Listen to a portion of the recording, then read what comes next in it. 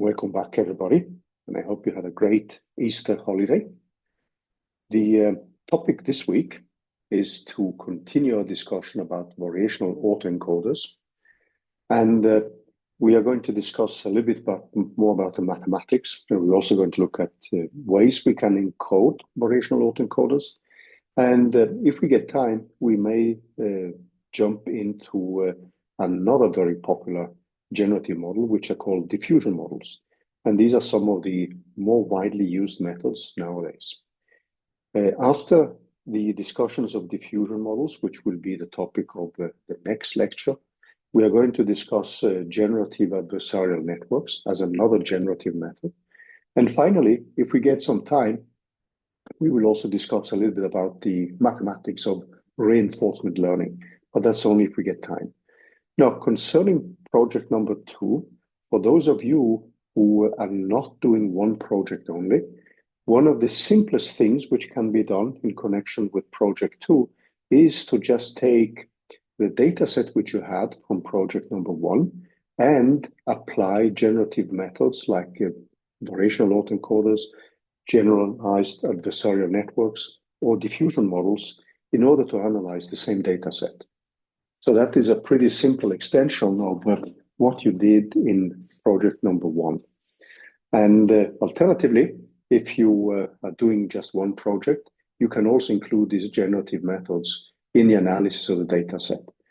Now, the lecture notes which you will find today contain also some links to a discussion of variational autoencoders. There's a general but still brief discussion by Goodfellow et al.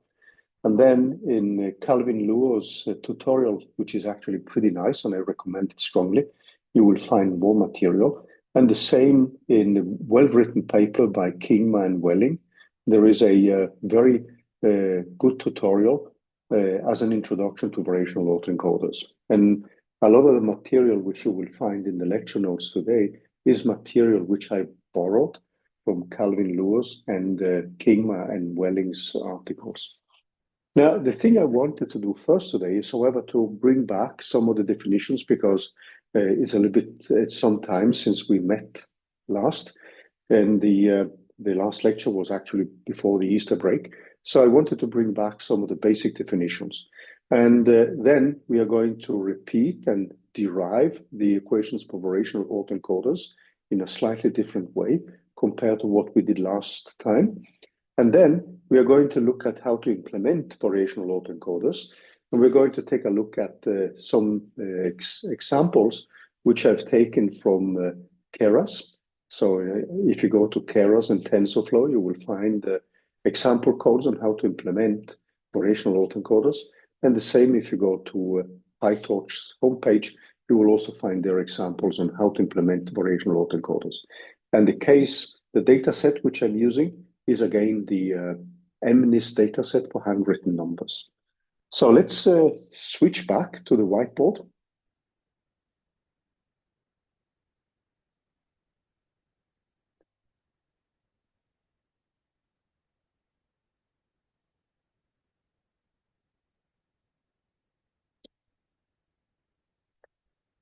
And let us remind ourselves a little bit about some of the technicalities which we discussed last time.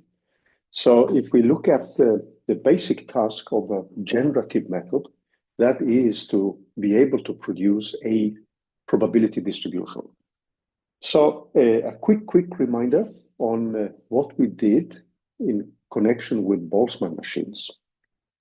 So this is first a quick reminder of some of the topics which we have already discussed on Boltzmann machines and variational autoencoders.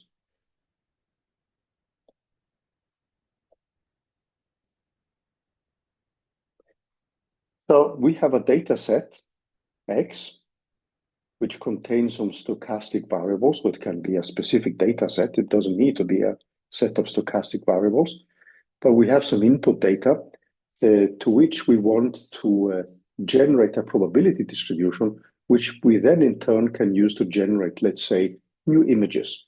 So the X's here could be some images And then we're going to train a probability distribution, which we will use to reconstruct these images, or perhaps even make new images.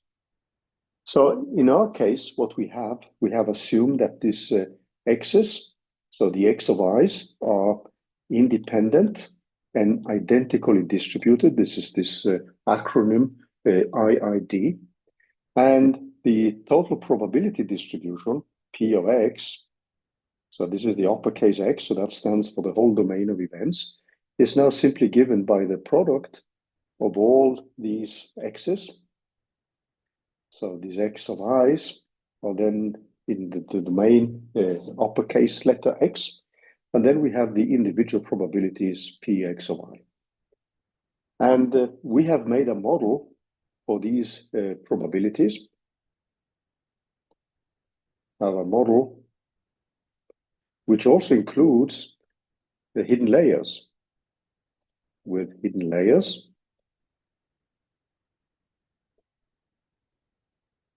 And this applies both to the Boltzmann machines and to variational autoencoders.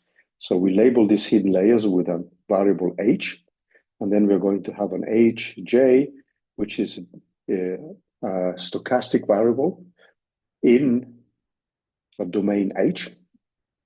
In the Boltzmann machines, which we studied before the Easter break, then these h's could be given by a binary distribution. It could be given by a Gaussian, etc., etc. So in our case, what we have then is a probability distribution, which is a function of a given x of I, and then we have an hj, and then we have the parameters theta, which we need to fit. So for the Boltzmann machines, these are the parameters of a neural network, which contains typically just one hidden layer and one input layer. And in this case, we have a function which we have left undefined here, this f, as a function of hj, and the parameters thetas, which are the parameters we want to optimize. And this is divided by a normalization constant, which in the case of Boltzmann machines, when we borrow the naming from statistical mechanics, is normally called a partition function. But in general, this is just a normalization factor. And if we have a discrete case, which is often the standard situation, now in a discrete case, what we have then is that this normalization constant, which depends on the parameters theta, which we want to find, is then given simply by a sum over x of I, element in this domain x, and then there's a sum over h of j, which are elements in a domain h, and then we simply sum up over all these individual cases h of j as a function of theta here. So that's the definition of this partition function, and or normalization constant. And if you think of a standard Boltzmann distribution, this function f is given by an exponential with some arguments. And this is what we discussed in connection with Boltzmann machines. Now, the quantities which we are interested in are what we call the marginal distributions. And then we either integrate away or we sum away one of the degrees of freedom.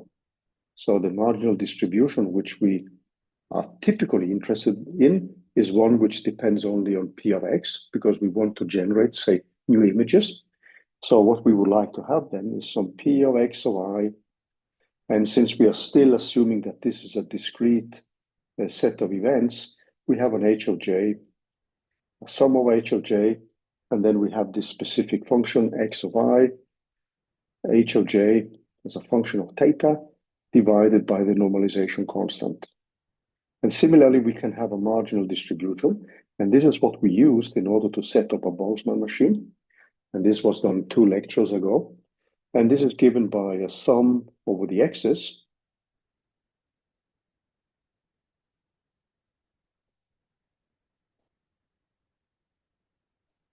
This is divided by c of theta. So there are many, many typical examples of these x's and h's. So we could have a binary case. So in that specific case, if hj and xi, they could take binary values. So for instance, -1 or +1, could be 0 and 1, true, false, etc. Then the total number of X possibilities. So if we then have, if we have n values of X,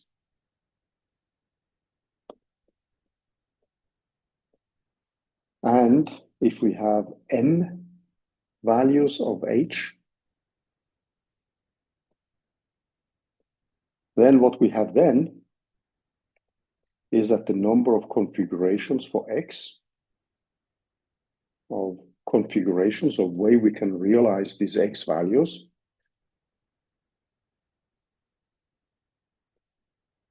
and for X is then equal, since it's a binary case, 2 to the power of n.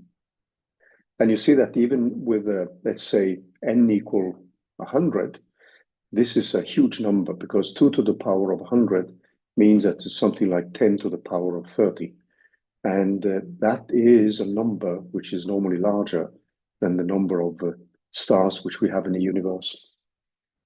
And H is then 2 to the power of n. And if you think of like the MNIST data, if you're going to fit a Boltzmann machine and you want to sum over all these possible orientations and use a binary Boltzmann machine, then you would have to sum over 2 to the power of n. And if you're dealing with a 28 times 28 pixels image, this would have something like 784 input variables for just one image. So this becomes, to calculate this normalization constant, is something which becomes almost impossible. And one of the reasons why I bring this back again, even though we have seen it twice already, actually 3 times, is simply because I want to use that as a way to remind you of some of the basic ingredients which also enter the discussions of variational autoencoders, and also later our discussion of diffusion models. So when we look at these calculations, it sounds like an almost impossible task. The function which we are interested in is a function then which is going to be a function of this, all these single events, and it's a product of it, and it depends on these unknown parameters theta, which are typically the parameters of a neural network. And then we have the x of i's, and then p of x of I for these parameters theta. So this is the marginal probability. And this is again the same as, if we now bring in this summation over the values h, this is the same as the partition function, and then we have the product over all the xi's in the domain x, and then we have a sum over all the h's, and these are elements in a domain h, and this domain now contains, let's say, n values, and if you have a binary case, we have 2 to the power of n possible ways of organizing these values, or configurations as we call them. And this is a sum now over xi hj of theta. And just to remind you of what we did when we wanted to find the optimal probability distribution, this is, by the way, the same as 1 over z of theta. And then we simply have a product over I, xi. This is an uppercase x multiplied with f of x of I of theta. Well, this last part is actually our summation over all the variables h. So what we end up with, we don't maximize this one, which is a probability, but we maximize the log, or we can minimize the negative log. So it's up to us to choose the maximization or minimization problem. And we have all these parameters, which are now given by a set of variables, let's call them p. And this can be in the thousands, in the hundreds of thousands, and in the millions if we are setting up large neural networks. And then we simply perform the optimization of this function here. And that means that what we end up with is something which is given by taking the gradient of this function, and we want to drive that to 0.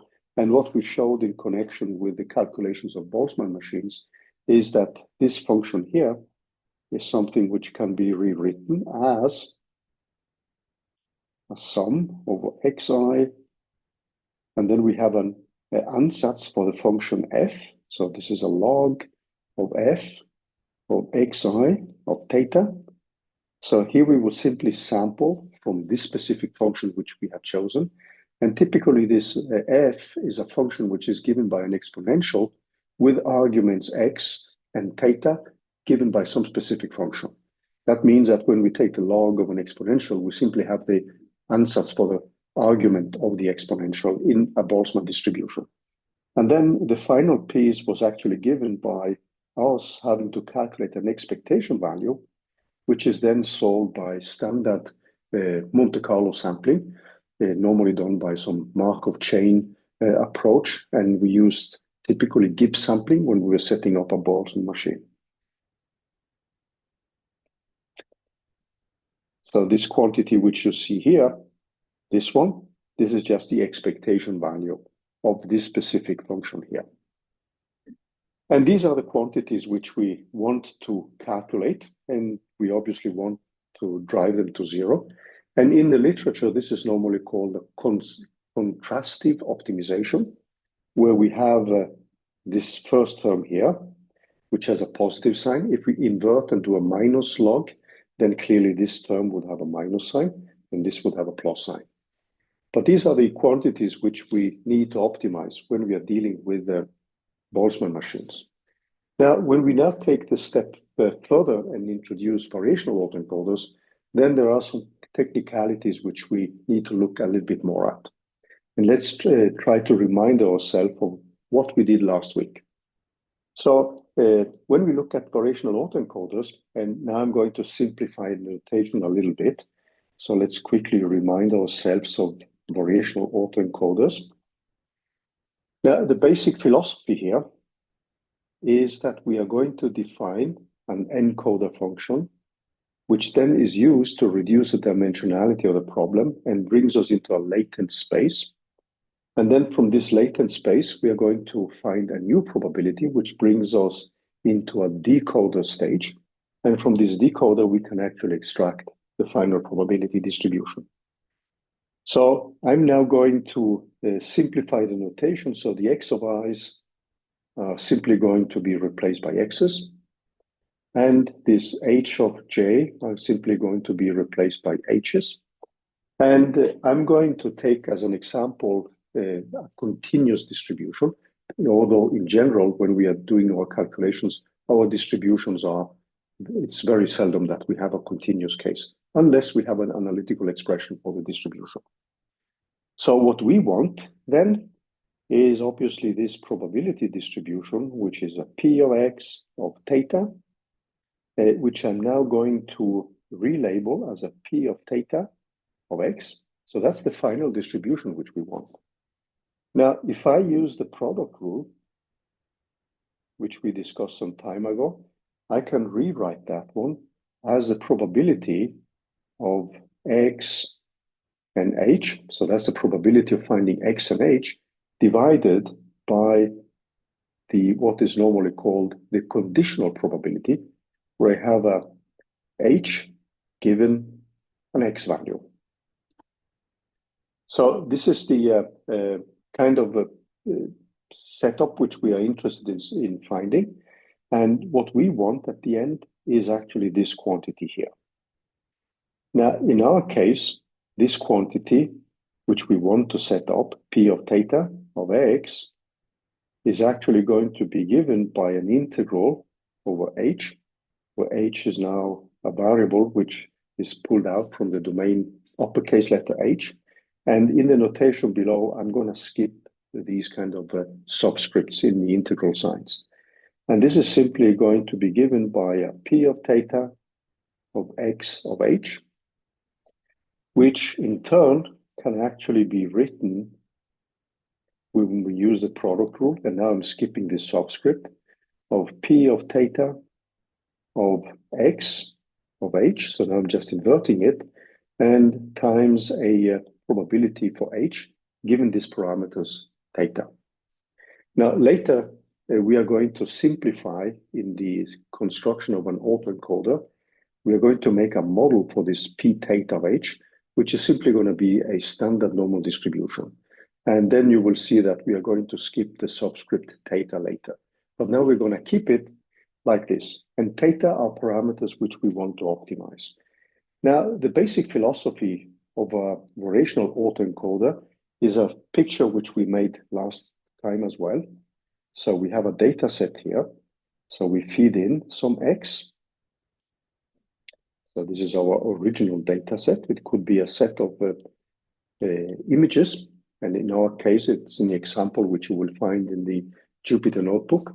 Is going to be the MNIST data set.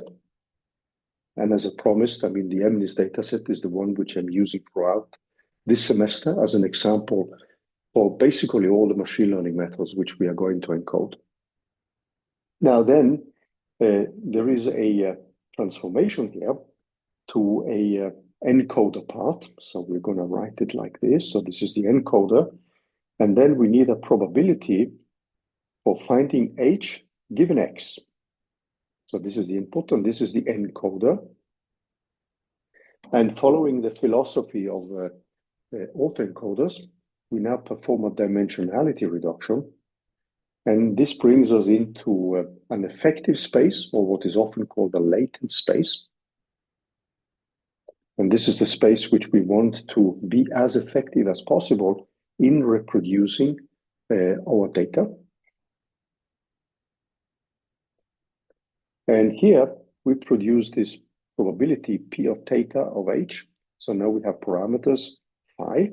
So phi is a parameter which need to be fixed in the optimization.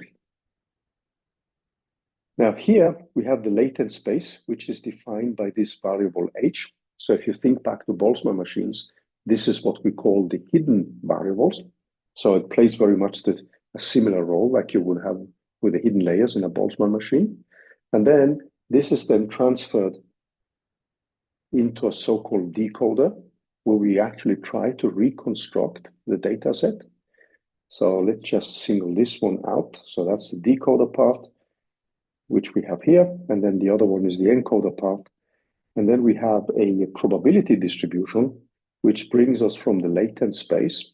So this probability distribution P theta of h in Bayesian statistics would be something which we would call the prior probability. And then we have the probability of making a transition from h to x. And this probability then is the one which is used to construct the final P theta of x. And we will then get a new variable, which I'm going to label with an x tilde. And x tilde is now the reconstructed data, which is generated. And that's why we have this symbol here, which looks like a similarity. So in statistics, this means that x is drawn from the probability which we have designed. So what we are designing at the end is this probability distribution here. So in the optimization part, what we do then is to actually find the gradient of the log of this quantity here. So what we want then is actually the log. And let's now look at the derivation of the equations for the variational autoencoders so that we can set up the terms which are needed in order for us to actually write a program for a variational autoencoder. So let's now look at the derivation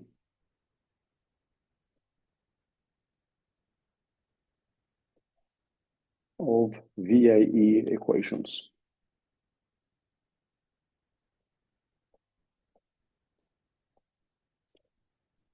Now, what we have is our probability, and we want to calculate the gradient of this specific probability. And now I'm just going to skip the subscript theta. So I'm just going to write this as a P of x. So this is the quantity which we want to calculate. Now, in the calculations here, and we want the gradient of this. So we want gradient.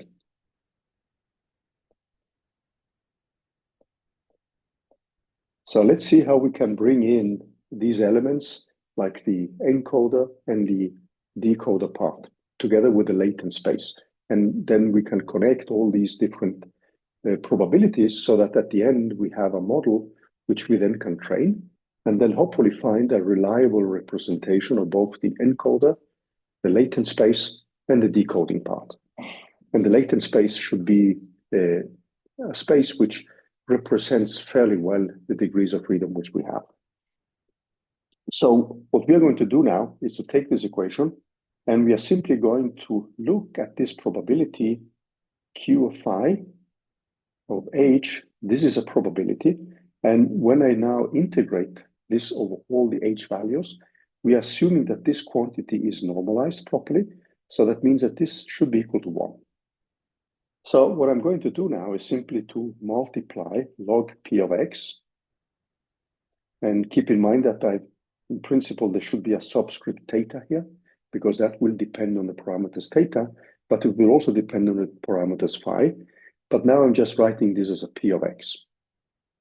I hope the notation is clear enough here. So this will be the same as us having log P of X multiplied with this probability, which is a conditional probability, which reads the probability of getting a value H given a value for X, and X is our input.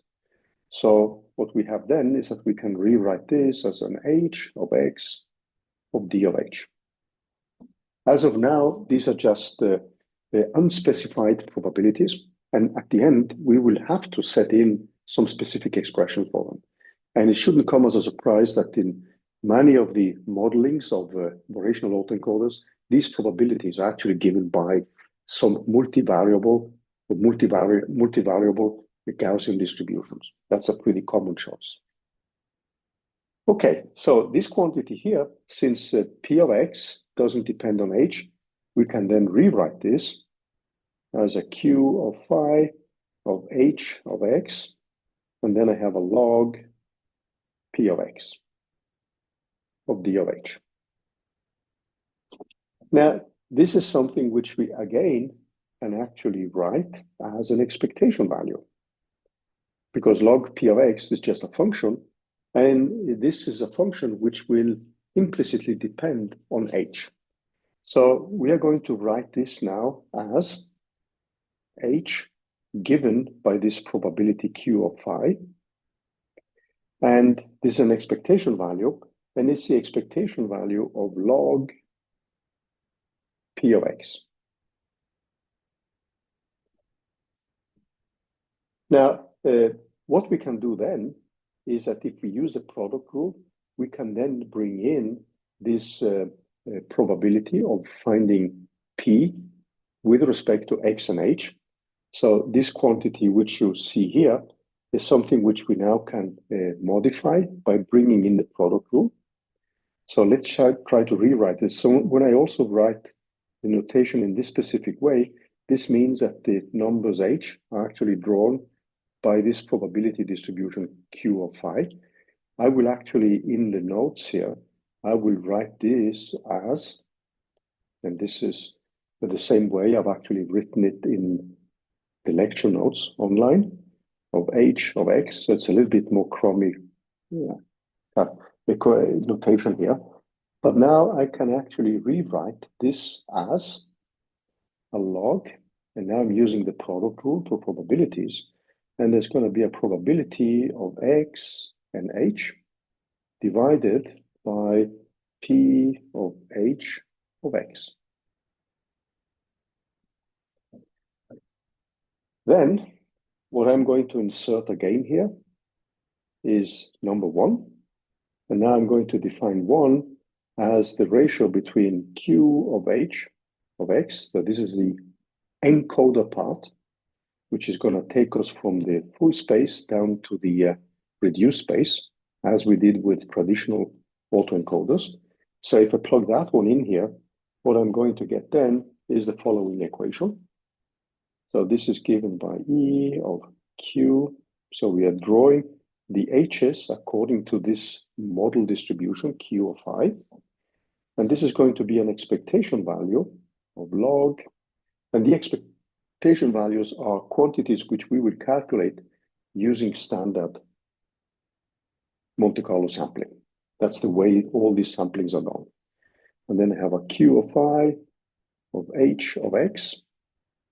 And this is then divided by P of H of X multiplied with Q of phi H of X. Okay, now this is something which we then can rewrite when we do the math here. We can then rewrite it using the properties of the logs of H of X. And then we have one expectation value, which is given by log of Q of phi. Sorry, not that one. I wanted this one first. So it's a P of X of H. So that's a probability of finding X and of both X and H. Later, we're going to introduce the marginal probability when we're setting that one up. And this is then divided by Q of phi of H of X. That is one of these quantities. And then we have a further quantity, which is given by the term, which now contains Q of phi and PH given X. So let's just write this one down. So we have everything here. So this is then given by E of Q of phi of H of X. And then there's a final expectation value, which is log of P of X. No, sorry, it's log, I have to be a little bit careful here, of Q of phi of H given X divided by P of H given X. So I just remind you that this quantity here is actually one of the quantities we want to find for the decoder part. Now, the last quantity, which you see here, is normally something which we would model with specific models for these functions here, and it can often be calculated analytically if we have, for instance, a Gaussian distribution. Now, this term, which you also see here, is something which we last time introduced as the so-called Kullback-Leibler divergence, which is equal to 0 if the two distributions are the same, and else it will always be larger or equal than 0. So this is a quantity which is called the Kullback-Leibler, and it's often used as a measure for how close two probabilities are.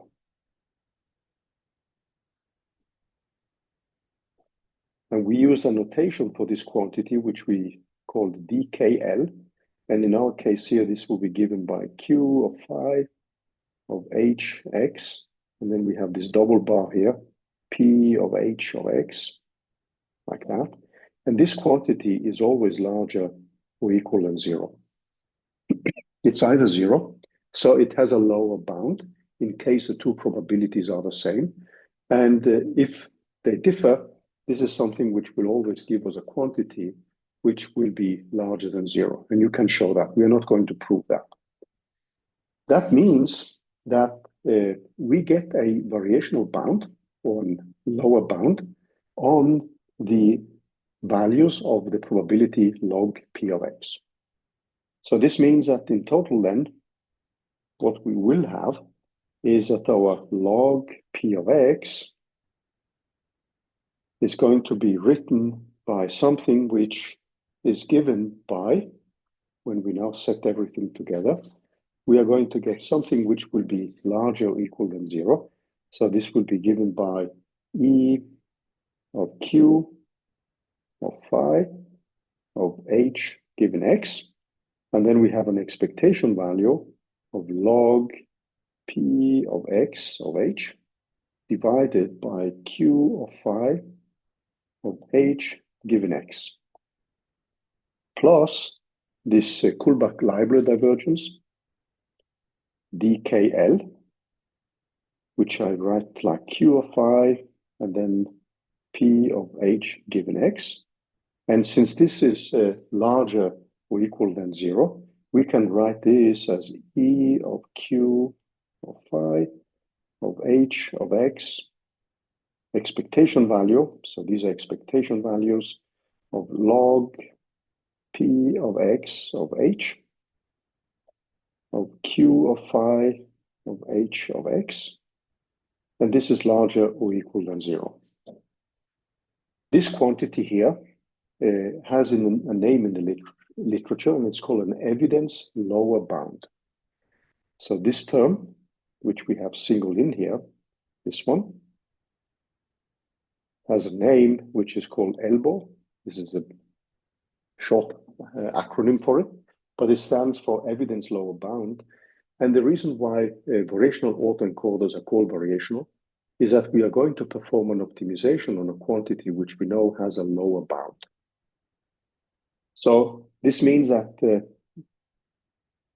let me just put this one, ELBO here, is something which is called an evidence lower bound.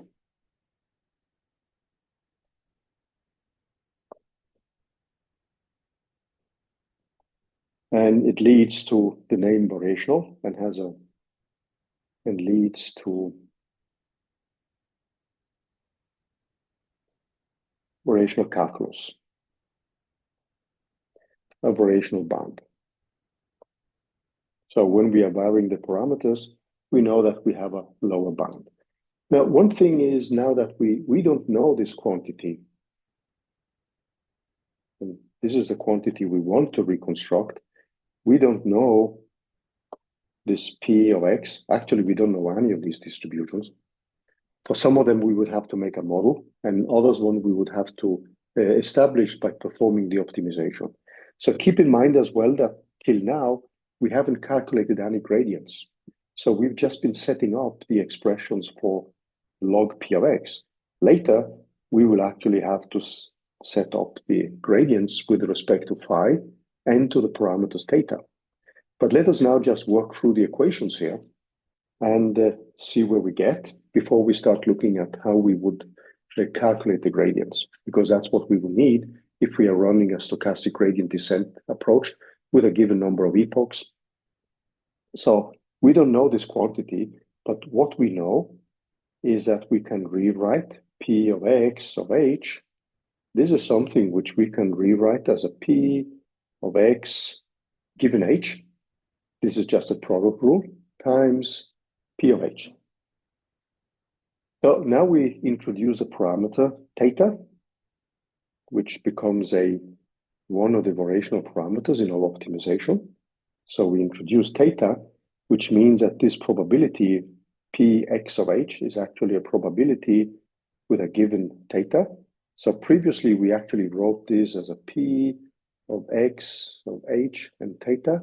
And now I'm just going to put theta as a subscript here. And this quantity here is now simply going to be given by P of theta of X of H multiplied with P of theta of H. Now, in the standard way by which we are going to model a variational autoencoder, then this quantity here is just replaced by a normal distribution with mean value 0 and standard deviation equal to 1, which means that the parameter theta will, in practice, in all actual calculations, will disappear from this prior distribution, which represents the way we represent the latent space. So one of the things we also need to recall now is that, recall that this quantity, which we want at the very end, our P theta of X, is actually given by this integral over H. So we have an integral over H, and then we have a P theta of X given H multiplied with P theta of H. So what we're going to do now is actually to bring in this expression, which you see here, this one, which we now have rewritten in terms of the parameter theta. We are going to bring back that one into the equation which you have here. So we're going to replace this one with a new distribution. And if we now just spool back a little bit to the kind of drawing which we made for the variational autoencoder, if we just go back a little bit, what we are going to establish now is the link between this encoder part, which then projects down and reduces the dimensionality into a much smaller space, which we call the latent space. And then from that one, we are now going to reconstruct, and you see we have this probability here, which we also call in Bayesian statistics for a prior probability. We are then going to reconstruct this probability here, which then at the end will give us the final output, which is the probability which we will use to describe our data and to generate new data. And hopefully this data is actually pretty close to what we had before. So let's go back to the equations. There's a long way to the final expression, but hopefully you can see the basic mathematics.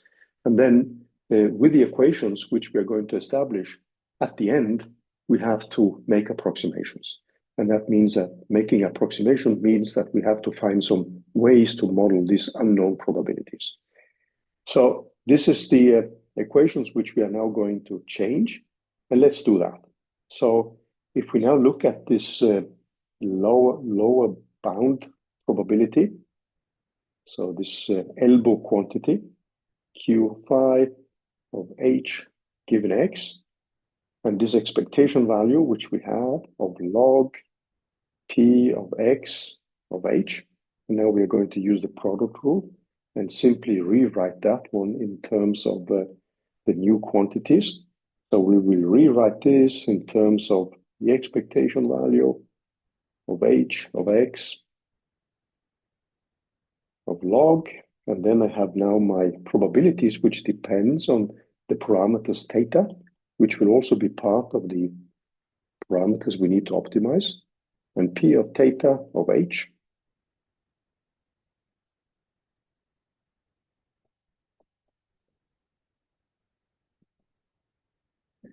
I'm also spending some time on repeating these things because the variational autoencoders enter as a kind of building block into diffusion model, especially in what's normally called variational diffusion models. And then we can think of these diffusion models, which are based on the physical principle of diffusion, as a kind of stacked variational autoencoders. We will see that a little bit later today. And then we will discuss diffusion models in more detail next time as well. So, but with this introduction of these probabilities, we can now rewrite this quantity as Q of phi of H of X. Let me just rewrite this a little bit more carefully because this is a subscript. And then we have a log of P theta of X of H plus a new quantity. And we just use the properties of the log. So the H's are all pulled out from a probability distribution, which is this probability Q of phi. So this is how we draw the number H's. Just to remind you, it means that H is pulled out of this probability here, to which we have to make a model. And we will see that after the break here. And then we have the final term, which runs like log, and then we have P of theta.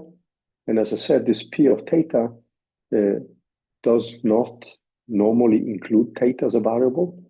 And this is divided by Q of phi of H of X. The last term again is a Kullback-Leibler term. And if we just invert the logs, then this gives us a minus sign. So the last term and the first term are then given as follows.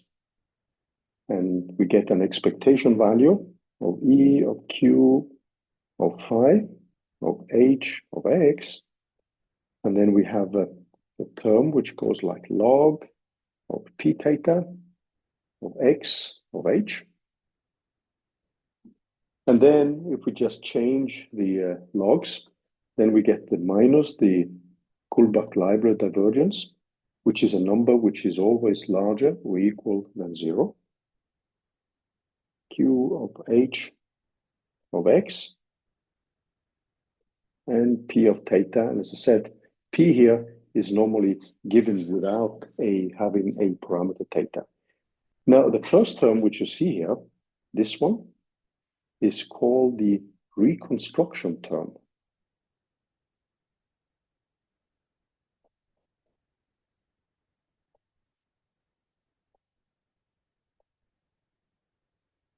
The reason for that is that this is actually the decoder part. So we are having a projection into a latent space, which is given by this probability Q. And then we reconstruct the data by reconstructing this model for the probability here. And this one is the one when we integrate over the H's is going to give us the final probabilities, P of theta of X. So this is why this is normally called a reconstruction term. And this one term here, following Bayesian statistics, it's called a prior matching term, because P of H here, which represents the latent space, is also used as a prior in applying Bayesian statistics. Actually, variational autoencoders are called variational Bayesian methods. So this is called a prior matching term. And if this P of theta matches Q of phi, then the Kullback-Leibler divergence is actually equal to 0. So prior matching term.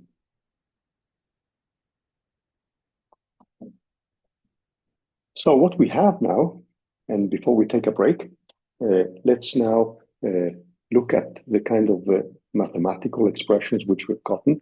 So this Q of phi of H of X is treated as an encoder.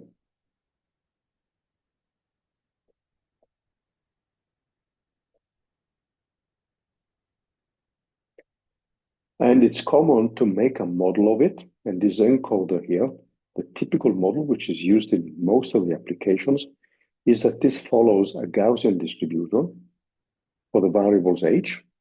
It has a mean value, which we need to discuss after the break, which depends on X here. And it has a sigma phi squared. And these are quantities which then we need to find a way to set, and we will discuss that later. So this is normally called a multivariate Gaussian.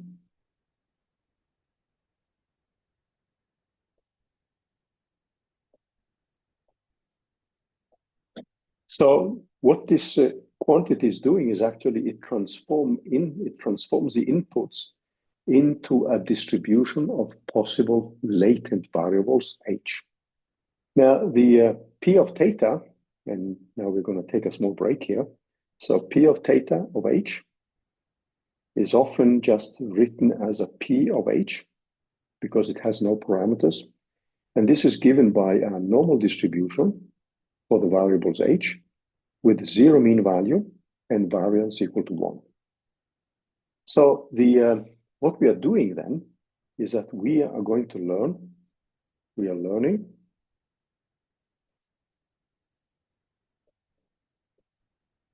a deterministic function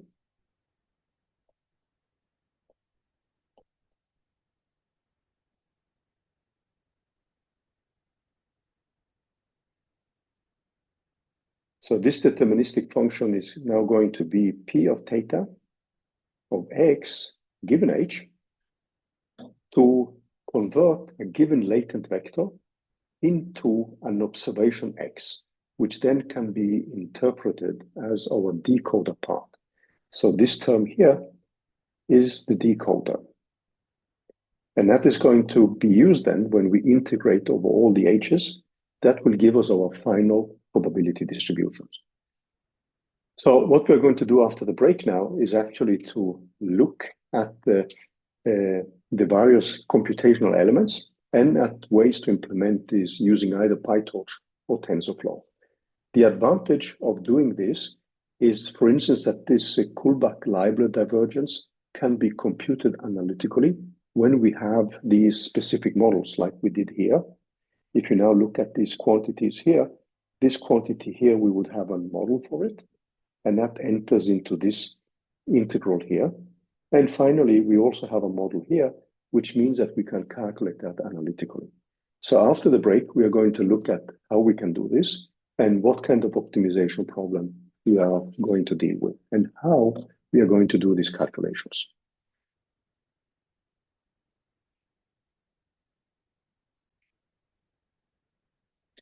So welcome back, everybody. And what we are going to do in this session is to describe a little bit more in detail how we can set up our own code and perform a calculation with variational autoencoders. And then we're going to wrap up with some simulations and a discussion of pros and cons on autoencoders. And we will start to scratch the surface of diffusion models, which will be the next generative method which we will discuss, and which is also one of these extremely popular generative methods.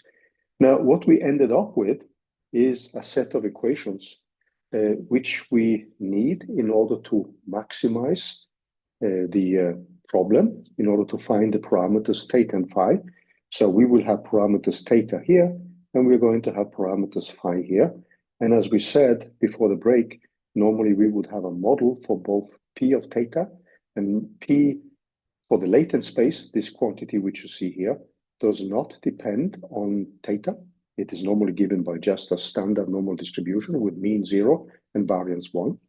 And then we also have a model for this q of phi, which we then use to draw the points h, which means again that this quantity here often can be calculated analytically. And then we are left with this reconstruction term. So the advantage when we can calculate this analytically is obviously that then we can just focus the attention on this final term here. And that is the quantity which we need in order to reconstruct the probability. So what we end up with is then to find this decoder function, this p of theta for x given h. And this quantity here is something which we will learn. So it's a deterministic function, which functions as a probability distribution. And it converts the latent vector h into an observation x, which then is used to calculate the final distribution p of x, or p theta of x. So what we need then is to solve the following problem. So we are going to maximize, or we can minimize if we take the negative log. So we are going to maximize this function here. So the expectation value of q as a function of phi with this probability h of x, where we have used a model to set it up. And then we have log of p of theta of x of h minus this Kullback-Leibler divergence, q of L, which can be evaluated analytically, of h given x, and then the probability of p, and now I'm skipping dependence on theta on the final quantity. Now, the first term is a term which we would evaluate with Monte Carlo samplings. So that means that what we end up with is the optimization of theta and phi for something which will be evaluated with m, where m now is the number of Monte Carlo samples. And then we are going to calculate this I1 up to m, and this can be thousands and tens of thousands or hundreds of thousands of Monte Carlo samplings. And then we have a log of p of theta of x. And now I'm going to put in an h of L here to indicate that this is just one set of configurations which we find for Monte Carlo sample L, minus the Kullback-Leibler divergence, where I just write q of phi and p of h. These are the quantities which we need to evaluate. So what we're going to do now is to go back to the Jupyter notebook and look at the kind of approximations which we are going to include, and how we can then set up a basic machinery for calculating and setting up a code for the variational autoencoders. And the data set we are going to use again is going to be the standard NNIST data set. So let's now go back to the Jupyter notebook, because this is the optimization problem. And as you understand, what we need to calculate are the gradients of quantities like this one, and obviously this gradient here.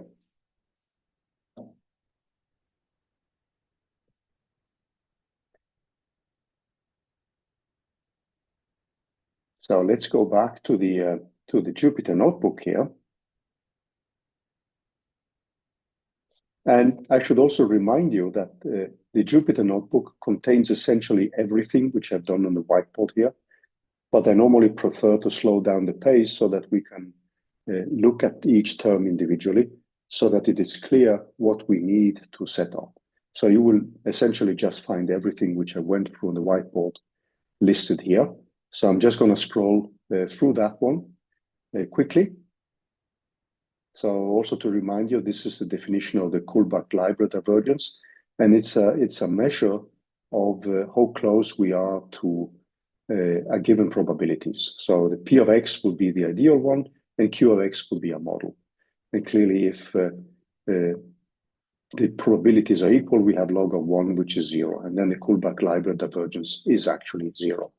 And this is the quantity which we typically evaluate with a model for the functions. Now, one function which, or one divergence, another measure, because the Kullback-Leibler divergence is asymmetric. So in cases where Px is close to 0, but Qx is significantly non-zero, the Q's effect is then disregarded. And you can see that if you make a plot of it. And it could also cause buggy results when we just want to measure the similarity between two equally important distributions. So there's another one which we will encounter when we are going to discuss generative adversarial networks for GANs. This is something discussed later, and this is something which is called the Jensen-Shannon divergence. So Jensen is not a relative of mine. Basically then, what we did was to have a reminder of the calculations, and these are the calculations we went through before the break. And since this KL divergence is larger than or equal than 0, this is the quantity which we end up evaluating. So these are the equations which we put up before the break. So in case we want to learn an intermediate, so this distribution Q of phi is normally called a bottlenecking distribution, and it's treated as an autoencoder, and it transforms inputs into a distribution of possible latent variables. And simultaneously, we'll learn a deterministic function which converts a latent vector into an observation X. So, as I said, the two terms in this last equation here, they have their intuitive description. The first term measures the reconstruction likelihood of the decoder from our variational distribution. And this ensures that the learned distribution is modeling effective latents that the original data can be generated from or regenerated from. And the second term measures how similar the learned variational distribution is to prior belief held over the latent variables. So one of the things we mentioned before the break is that we have this distribution which is now optimized jointly over the parameters phi and theta. And the encoder of the variational autoencoders is commonly chosen to model a multivariate Gaussian with a diagonal covariance. And that's why we have the covariance multiplied with the identity matrix here. So this term is diagonal. We have a mean value. And we have for the latent space, there is no parameter theta because we simply assume that we have a variance equal to 1 and a mean value equal to 0. So this is a quantity which we ended up with, which is the one we need to calculate the gradients. So one trick here is to use something which is called the reparametrization trick. So when each h of L, which is set up here, is generated by a stochastic sampling procedure, which is generally non-differentiable. So that is one of the problems we are going to face when we're going to calculate the gradients. But this is normally done with something which is called the reparametrization trick, when this function here is designed to model certain distributions, including the multivariate Gaussian. So that's an important aspect when we're now setting up here. So when we have a novel distribution like this, then what we typically would have would be some mean value plus some sigma times some noise. And then this epsilon is normally distributed again according to this quantity here. So in the variational autoencoders, H is thus computed as a deterministic function of input X and an auxiliary noise variable epsilon. And this quantity here is just the element-wise product between the variance and the noise which we have, which is assumed to be normally distributed. And then the gradients can be computed with respect to phi as desired when we use this kind of reparameterization here.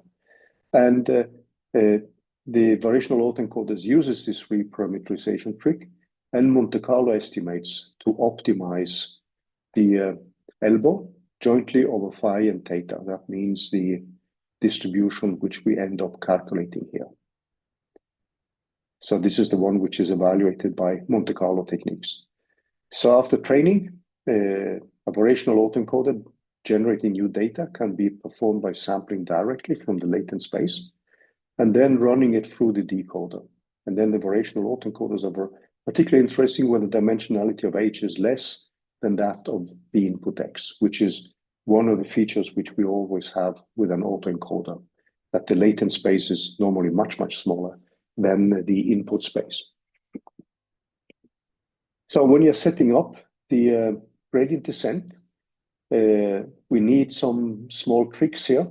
We need to be a little bit more specific about the form of this probability Q. And note here that when I set up Q now, I will skip this phi in some of the equations just for simplicity. And in some cases, I will keep it. But in general, if you just see Q here, this is the same as this Q of phi here. And this is then given by a normal multivariate distribution. And if you now look at the derivatives, the last term, which is known as a KL divergence, will be then a divergence between two multivariate Gaussian distributions, and that can actually be computed in closed form. So D here is the Kullback-Leibler divergence between these two probabilities. And K here simply represents the dimensionality of the distribution. And in our case, this simply translates into a simple trace here over the variances, and we have the mean values, and then we have the log of the variances here. So these are the quantities which we need to set up when we calculate this analytically.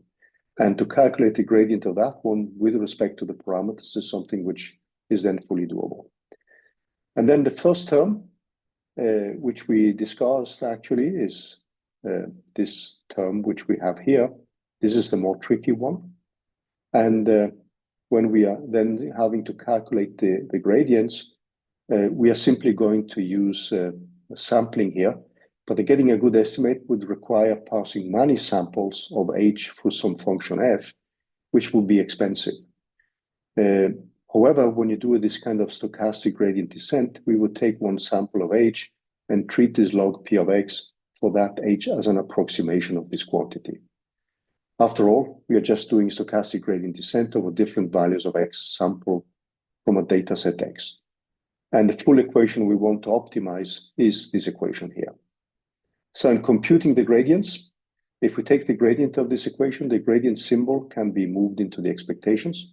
Therefore, we can sample a single value of X and a single value of H from the distribution Q of phi and compute the gradient of this quantity here. And then we can average the gradient of this function over arbitrarily many samples of X and H. And the result converges to the gradient. There is, however, a significant problem that depends not just on the parameters of P, but also on the parameters of Q of phi. In order to make the variational autoencoders work properly, it is essential to drive Q of phi to produce codes for X that P can reliably decode. So this is actually one of the, the more tricky parts here. And when we have this, with these elements, we can then set up a code. What I've taken here are examples from the Keras library. So this is an example which actually uses convolutional neural networks as a decoder part and also as an encoder part, together with the distributions for for a multivariate distribution for Q of I here. So the typical part, if you do this with the TensorFlow here, you can see that the variable h, which I have used in my notes, it changes to z here. So this is the mean value of h, and this is the variance of h. And this is used to sample z, which is then the vector which is encoding a digit if we are looking at the MNIST data set. And you can see now when you set up the equations here that we are simply setting up the mean value according to the equations which you see above. And where this epsilon is just a randomly generated noise. Then we have a latent dimensionality of 2. We now have an encoder inputs. So the inputs are given by the MNIST data set, which is a 28 times 28 pixels. And then we perform one convolutional set where we have a 32 times a filter of 3. We make 32 copies. We perform a new convolutional stage where we perform 6, we obtain 64 copies. We have a filter of 3, stride of 2. The padding is the same, which means that the padding is just a default value here, should be, if I remember correctly. And then we flatten it. And then we have the dense layer, which is a standard neural network. And the activation function is just a ReLU here. And then we set up the C mean, which then follows this dense layer. This is the C log, the variance, which then is again calculated from the dense layer. And then we have the C from the sampling here. And that gives the encoder part. And then we have the decoder part where we actually rebuild everything in the opposite way. And then we have the final decoder probability. And then we define the model, perform the training with a given loss function, which in our case is going to be the cross entropy, which you can see here. That is the loss function which we are training it on. And at the end, when we train the variational autoencoder, we can then also display a plot of the sample digits and as well as the plot of the latent space. So below here, there's a similar code in PyTorch. So there's one thing in my Jupyter notebook setup. If I run a TensorFlow code and then I want to run a PyTorch code afterwards, I have some problems in running both. So in this case here, the PyTorch example is pretty similar to the other one. The thing which is nice now is that you can see the reconstructed figures. So this is the original one. And you can see now that the images which we reconstruct are not that bad. This is a number 4. This is not exactly a number 4. It looks more like a number 9. And it's also pretty blurred. This is a number 1, obviously. This is a number 9, and this is a number 9. So it seems that we don't reconstruct properly some of them, and you also see that the numbers are pretty blurred. But it's not doing such a bad job because this is a very quick training with few epochs and also not too many iterations which we've done here. So this can clearly be improved. The latent space is actually quite nice. You can see now the way we collect the different numbers. So the ones are pretty well identified. So they cluster out here. The number 7 is also pretty well defined. You can see that some number 3s are a little bit more scattered. But overall, the latent space is doing a pretty good job in representing the 100 numbers. Number 1 comes out pretty well. The 2 is a little bit more tricky. But some of them are more spread out and some of them are actually pretty well reconstructed. Now, if we now look at the pros and cons here, without us going too much into details of the codes, if you're interested in using this, feel free to do so and we can discuss that in more detail. It's during a lecture is actually perhaps not so easy to go through all the coding details. But if you look at the generative VAs, they're pretty powerful generative meta models that can produce new data similar to the training data, as you saw. The latent space, which is learned by the VAs, makes it actually useful for interpolation, clustering, and downstream tasks. You could see that The downstreaming of the numbers was pretty well reproduced. You find nice clusters of number ones, number twos, etc. Some of them were not as nicely clustered. So the nice thing which you have with variational autoencoders is that they are grounded in probability theory and Bayesian inference. And with the variational principle, we know that there is a lower bound which we can use in the modeling. It's efficient training. They are pretty stable to train, and they don't collapse as easily. So GANs can be more tricky to train. But then we have some problems. So one of the problems is that we have blurry reconstructions, as you saw from the image here, this one, and also some of the other images. So compared to generalized adversarial networks, as we will see later, they do a worse job. And this is also due to the use of a probabilistic decoder, and also the fact that we use a Gaussian likelihood assumption. The model might ignore the latent variables entirely, and that leads normally to a posterior collapse. That means the reconstruction from the latent space is not as good as we would like it to be. There is often a trade-off in loss functions. Balancing the reconstruction term and the KL divergence can be tricky. And that means that the tuning this balance can be crucial. So that means that when we now look at the gradients, if we go back to the equations, there can be actually a pretty delicate balance in these expressions here, where we would have a term which we would construct by Monte Carlo sampling, and then the term which we will construct analytically here. And especially because this is in principle, it's an expectation value, it means that we will often need quite many samples in order to get a reliable estimate of the expectation value. And then keep in mind that we are calculating the gradient of this function here. So if we scroll down again, and there is obviously an assumed distribution limitations. So the prior, which is usually a Gaussian, and the approximated posterior, they may not capture the true data distribution well. So keep in mind now, in order to be able to run any calculations at all, we need to make an assumption about the probabilities which we're using. So it's less sharp compared to, for instance, general adversarial networks. And general adversarial networks tend to be favored over variational autoencoders. And as you saw, the samples are usually less sharp and detailed than those which are generated by GANs, as you will see a little bit later here. Okay, before we dive into GANs, however, we're actually going to look at diffusion models. And diffusion models are extremely popular, and they have been shown to be very efficient.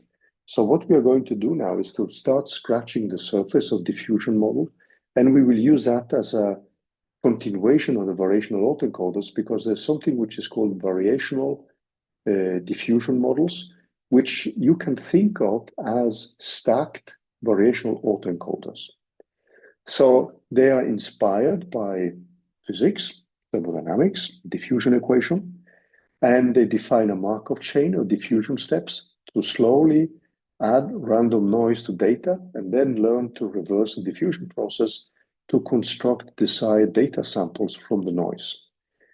Unlike the variational autoencoders or flow models, diffusion models are learned with a fixed procedure, and the latent variable has high dimensionality, which is the same as the original data. So if we now look at these problems which we have with probabilistic models, they often suffer from a trade-off between two conflicting objectives. One is tractability. Clearly, we would like a model to be tractable, because then we can analytically evaluate some data, and we can produce data, and we can easily fit to data, like if we have a Gaussian distribution. Even if that is a multivariable a multivariate distribution, it is still something which we can calculate easily. We have analytical expressions. So that means that the tractability here means that we often have an analytical expression, as we say. However, this gives us less flexibility, which again goes a little bit back to what we discussed with the variational autoencoders, because the prior then is usually a Gaussian. And that means that we are stuck with a specific type of distributions. So with in most cases, we would like to have something which is flexible as well. So that means that we would like to have models which are flexible, which can be molded to fit structure in arbitrary data. So we can define a model in terms of any non-negative function phi, yielding the flexible distribution P of x, where we have phi of x divided by z, where z is a normalization constant. However, to compute that normalization constant, as we have been discussing in connection with the Boltzmann machines, is in general intractable. So evaluating, training, or drawing samples from such flexible models typically requires a very, very expensive Monte Carlo sampling. And that is perhaps one of the reasons why Boltzmann machines are less popular than some of these other calculations. So at the heart of all these resampling of these optimization stages, there is a Monte Carlo sampling of an expectation value. So the diffusion models, they try to bake in both tractability and flexibility. So we want to have extreme flexibility in model structure. We want to do a reliable or as exact as possible sampling. We want to have easy multiplications with other distributions in order to compute a posterior. Obviously, we want to be able to evaluate quickly from a given distribution the given events which we want to model from a distribution. And the model likelihood and the probability individual states, we would like them to be calculated easily. So in the original formulation, you would typically use a Markov chain to gradually convert one distribution into another. And that's a typical idea which is used in non-equilibrium statistical physics. And there is a difference when we look at diffusion models. So they build on Markov chains, which converts a simple known distribution, let's say a Gaussian, into a target data using a diffusion process. Rather than use this Markov chain to approximately evaluate a model which has been otherwise defined, you can explicitly define the probabilistic model as the endpoint of the Markov chain. And since each step in a diffusion chain has analytically evaluable probability, the full chain can also be analytically evaluated. So the learning in this framework involves estimating small perturbations to a diffusion process.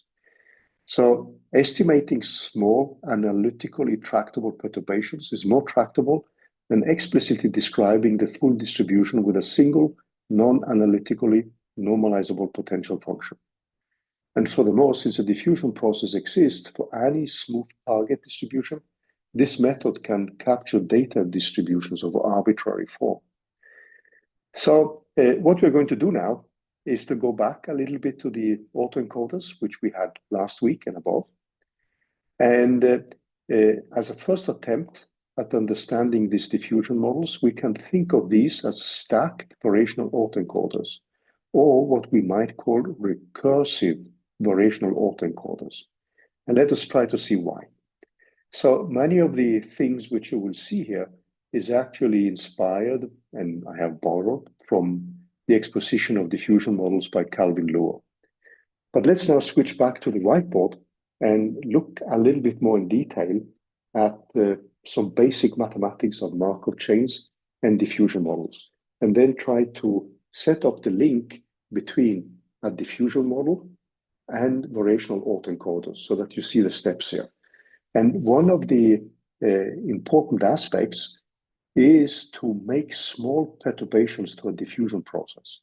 So we are going to look at the the encoder and decoder part in terms of small perturbations, which then give us more tractable approaches where the perturbation is more tractable than actually explicitly describing the final full distribution.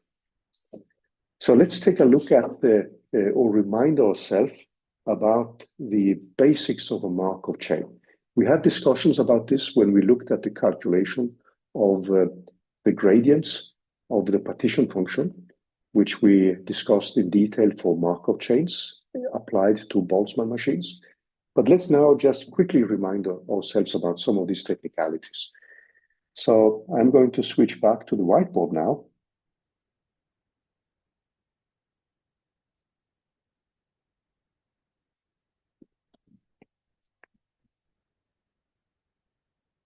So quick reminder about Markov chains. So let's now set up the next topic, which is going to deal with diffusion models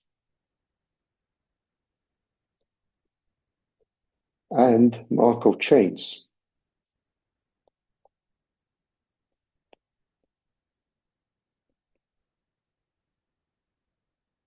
So from 3-4 weeks ago, what we described was a probability of being in a specific state I at a time t. So we defined a quantity which we call P of I at a time t. And this is the probability which we are looking after. So I could be a specific state, or it could be a position which the system can be in. So this is a probability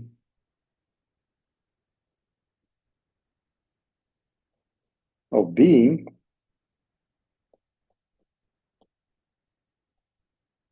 in a state I at time t.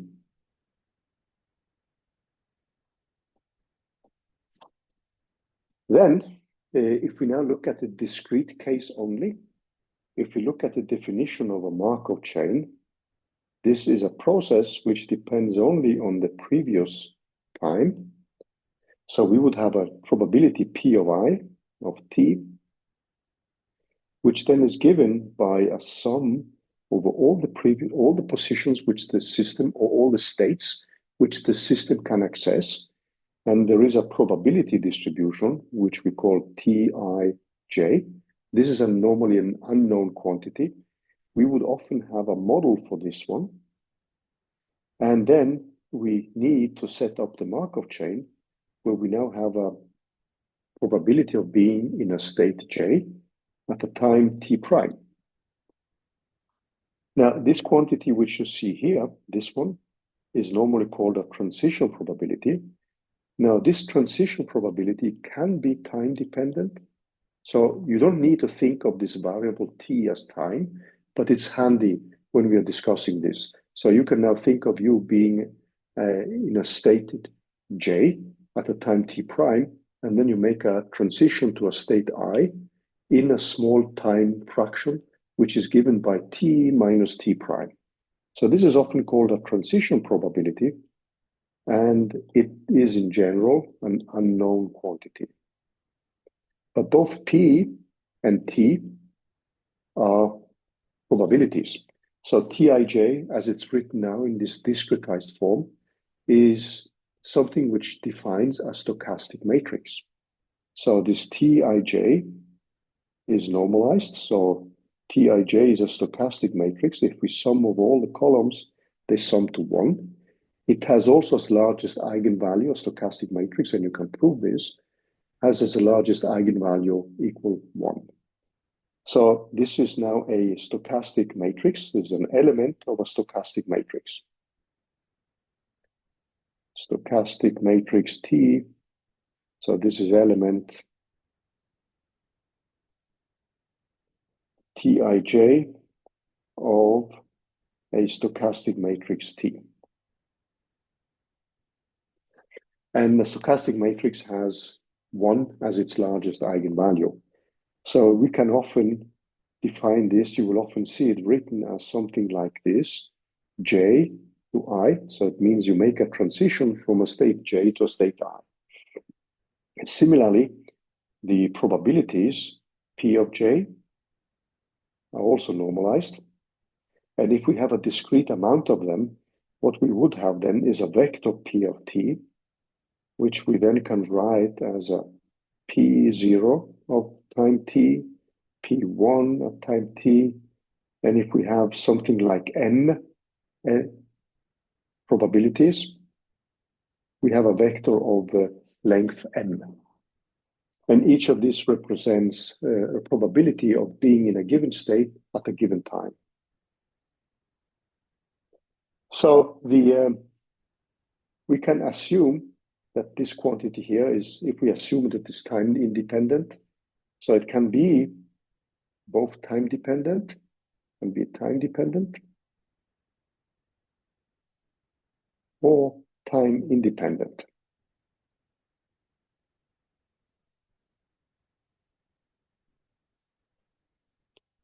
So in the derivation which comes now, we are going to assume that it is time dependent.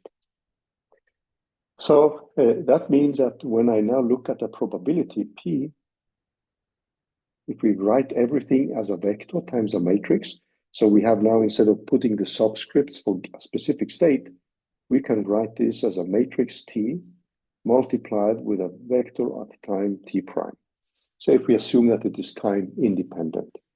So if you then look at P at the time T of n, this is obviously T applied n times to P at the time T0. So you can think of this as your initial time.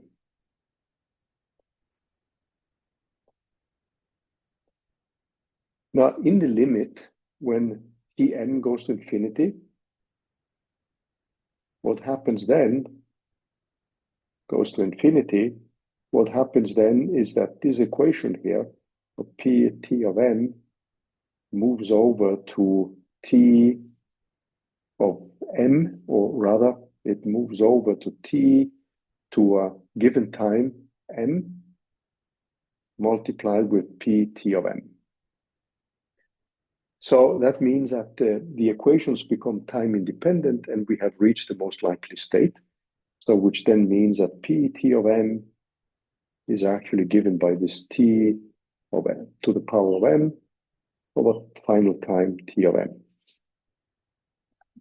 So the way you can view this now is as follows. So if we now make a drawing of it, you can now think of you being at a time T0, and you have a probability of T0. Then you make a transition to a new time, T1. So we indicate this transition with this matrix, T0 going to T1. And this brings us to P of T1. And then this would obviously continue till the final time here, till we reach this T of m. And then we have a new transition here from T1 to T2. And finally, we have the final transition here, which is a T of Tn minus 1 going to T of m here. And that produces a final probability, which is P Tn.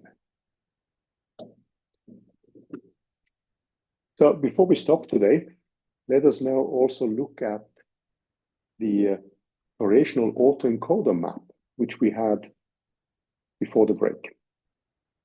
So for the variational autoencoder, what we have is a data set which we feed in. So this is the data set in. We have the encoder part, which is given by a model which we are setting up. This Q of phi of h of x. This is the encoder. So I'm just repeating the image which we had before the break.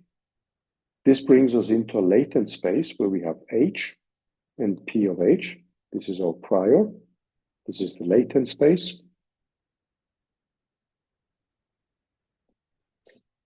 Then we have the mapping over to the decoder, which then produces a p of theta of x given h. So this is the decoder. And then this finally produces the p theta of x, which is then going to give us x tilde. And this x tilde is drawn now according to p theta of x. So this is a structure of an autoencoder, variational autoencoder. And just to remind you of what this p theta of x is, so p theta of x is in principle given by this integral over d of h of p theta of x h times p theta of h. Now, if we now look at the diffusion models,